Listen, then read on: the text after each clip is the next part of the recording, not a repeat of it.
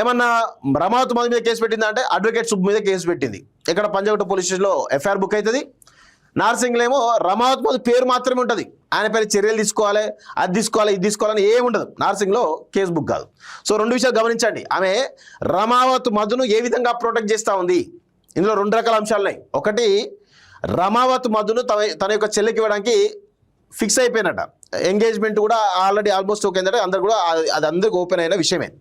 So ఇప్పుడు ఏం జరుగుతూ ఉంది, రమావతి మధును మంగ్లీ ఎందుకు కాపాడుతున్నది, అప్పుడు జరిగే చర్చ, చెల్లె సంబంధం కదా అని కాపాడుతున్నదా, లేకపోతే ఆయన పెద్ద ఎత్తున ట్రాన్సాక్షన్ జరిగినాయి, ఫామ్ హౌస్ పార్టీలో 15 లక్షల నెక్లెస్ కూడా గిఫ్ట్ ఇచ్చారని చెప్పేసి చాలా పెద్ద ఎత్తున చర్చలు వినిపిస్తూ ఉన్నాయి.